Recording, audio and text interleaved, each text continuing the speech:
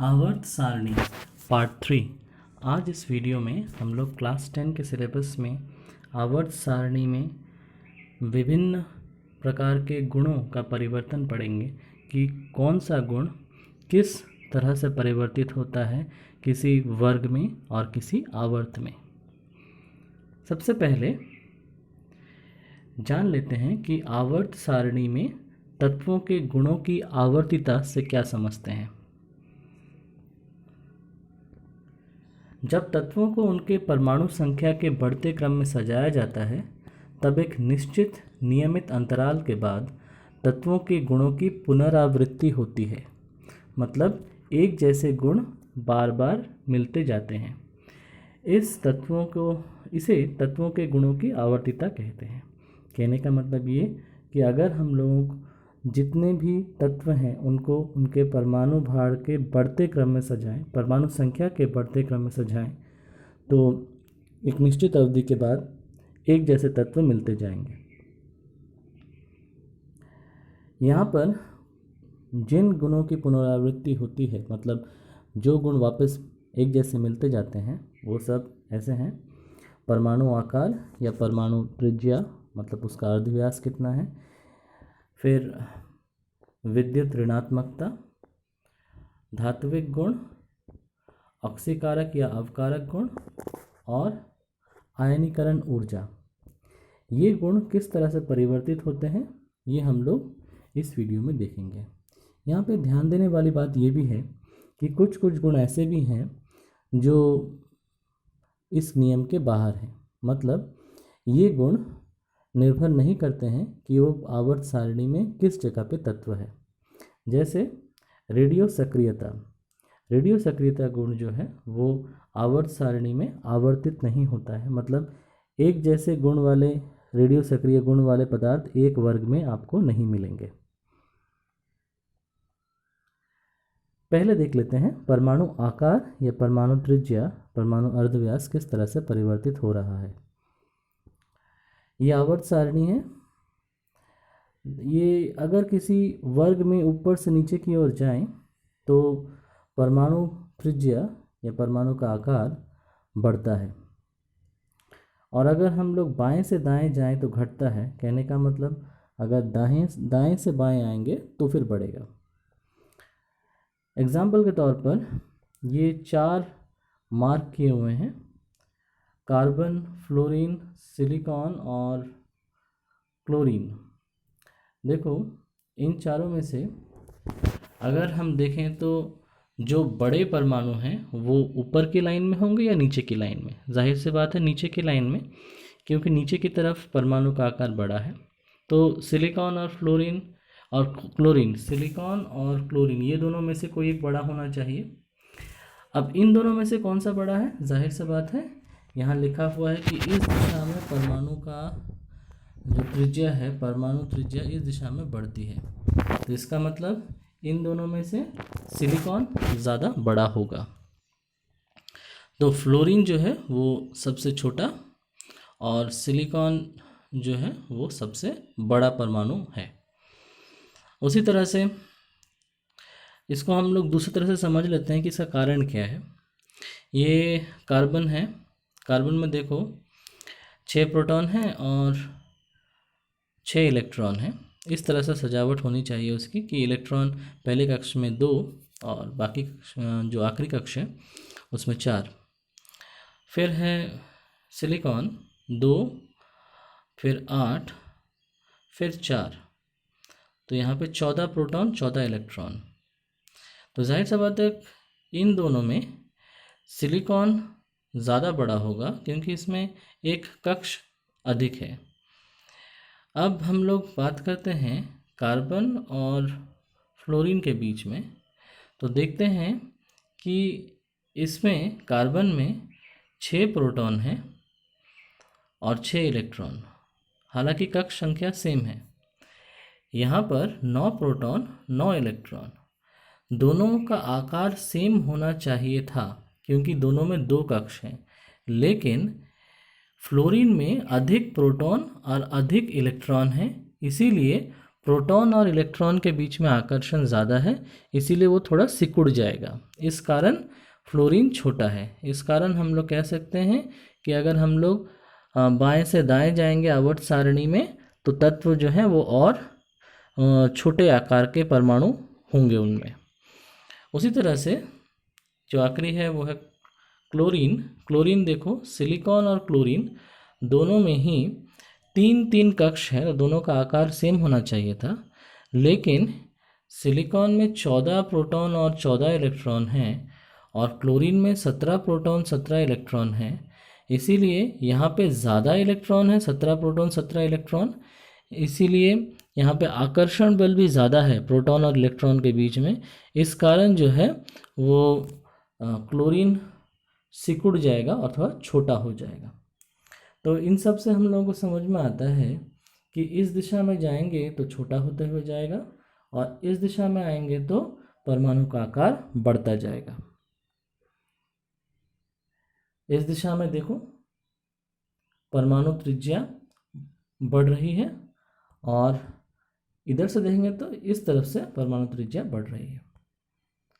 Next हम लोग बात करते हैं धात्विक गुण की। तो हमको ये हमेशा याद रखना है कि बाईं तरफ होते हैं धातु और दाहिने तरफ होते हैं अधातु। तो धात्विक गुण जो है, और धात्विक गुण का एक और अर्थ भी है कि धातु वो होते हैं जो आसानी से इलेक्ट्रॉन त्याग सकते हैं। आसानी से इलेक्ट्रॉन वो त्यागेंगे जिनके इलेक्ट्रॉन, बाहरी कक्ष के इलेक्ट्रॉन बहुत दूर हैं केंद्र से। इसीलिए जैसे हम लोग ऊपर से नीचे की तरफ जाएंगे तो कक्ष की संख्या बढ़ेगी और जो बाहरी इलेक्ट्रॉन होंगे वो और दूर होंगे केंद्रक से, इसीलिए वो आसानी से त्याग दिए जा सकते हैं। इसीलिए धात्विक गुण ऊपर से नीचे आते टाइम बढ़ेगा। लेकिन अगर हम लोग बात करें कि अगर हम लोग किसी आवर्त में बाएं से दाएं जाएं तो धात्विक गुण घटेगा, क्योंकि इस तरफ जो है वो है अधातु।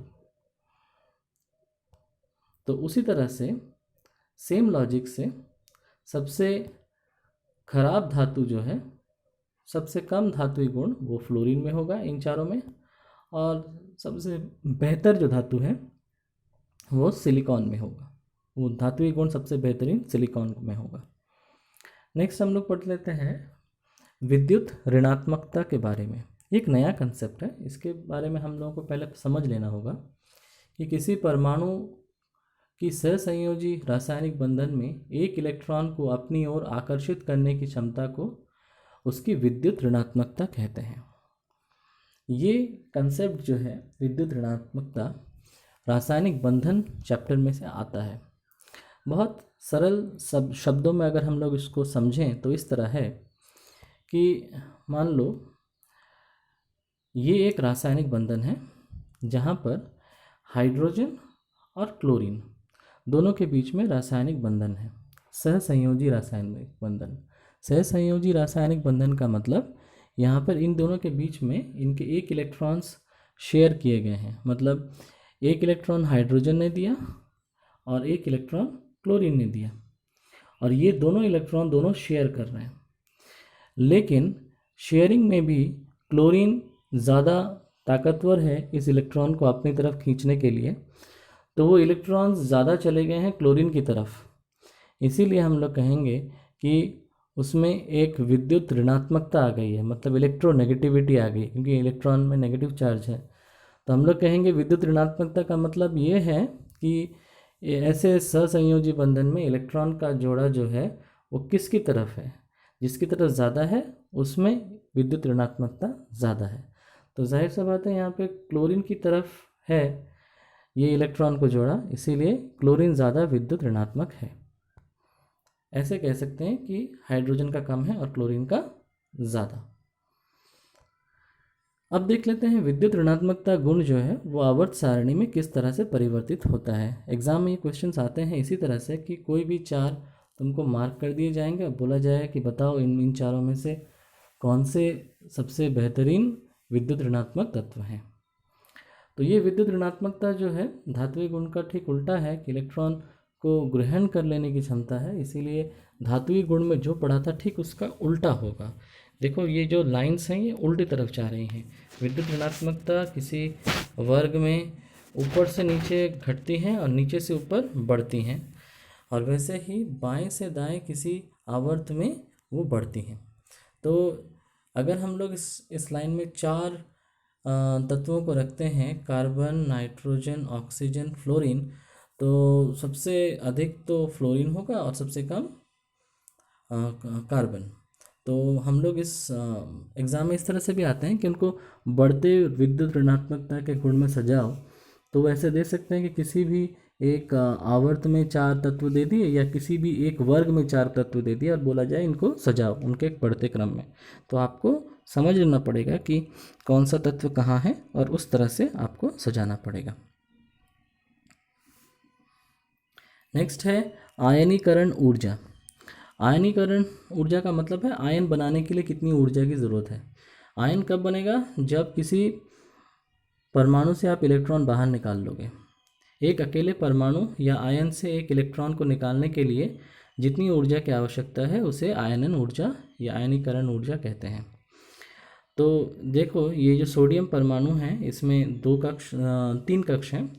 सबसे पहले कक्ष में 2 इलेक्ट्रॉन, दूसरे कक्ष में 8, तीसरे कक्ष में 1 इलेक्ट्रॉन। अब अगर आप ये 1 इलेक्ट्रॉन बाहर निकालना चाहते हैं यहाँ से, तो बाहर निकालने के लिए जितनी ऊर्जा की ज़रूरत होगी, यहाँ पे लिखा हुआ है प्रति मोल 495.8 किलो जूल ऊर्जा की ज़रूरत पड़ेगी। तो इस ऊर्जा को हम लोग आयनन ऊर्जा या आयनीकरण ऊर्जा कहते हैं। ये किस तरह से परिवर्तित होता है आवर्त सारणी में, ये ठीक इसके पहले जैसे जो बताया गया था विद्युत ऋणात्मकता की तरह ही इस तरह से परिवर्तित होता है कि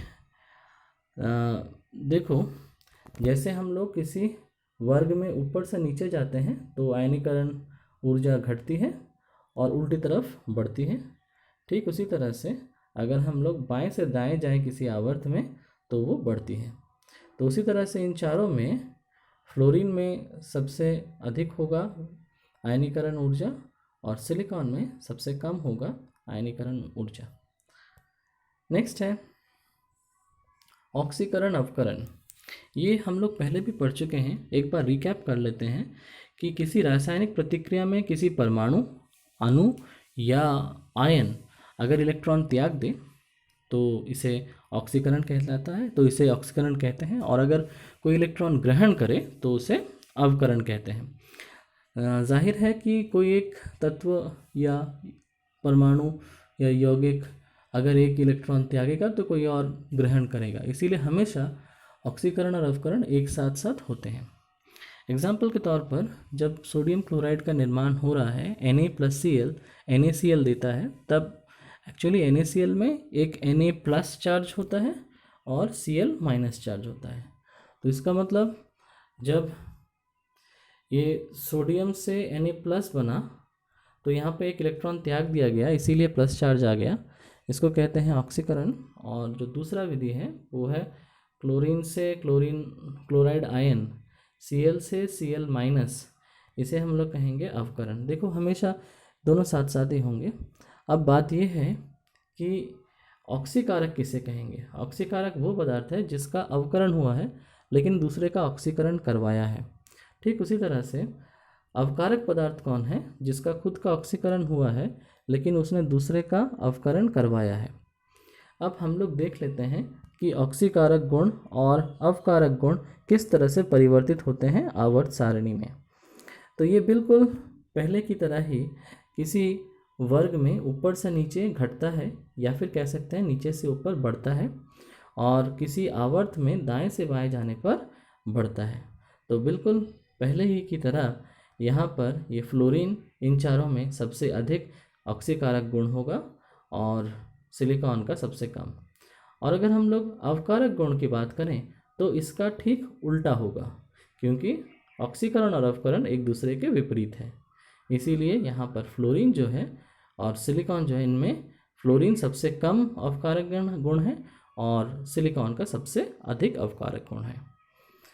तो नेक्स्ट हम लोग पढ़ लेते हैं ट्रांस यूरेनिक तत्व किसे कहते हैं। ऐसे तो हम लोग जानते हैं यूरेनियम नाम का एक तत्व है जिसका परमाणु संख्या है 92 उसके बाद जितने भी तत्व आते जाते हैं उन सबको हम लोग ट्रांस यूरेनिक तत्व कहते हैं। देखो इस आवर्त सारणी को, यहाँ पर 92 यूरेनियम के बाद जितने भी तत्व आ रहे हैं, देखो ये चलते जा रहे हैं, मतलब 93 से लेकर 102, फिर 103 से लेकर जितना दूर तक हम लोग जानते हैं पूरा, ये सब ट्रांस यूरेनिक तत्व है और ये कृत्रिम है, कोई प्राकृतिक नहीं है। तो आज हम लोग जितना पढ़ चुके हैं इससे ही ये लेसन यहाँ पे समाप्त होता है और इसके बाद एक टेस्ट दिया जाएगा जिसमें आप लोग इस लेसन के ऊपर दिए गए प्रश्नों के उत्तर देंगे। Thank you.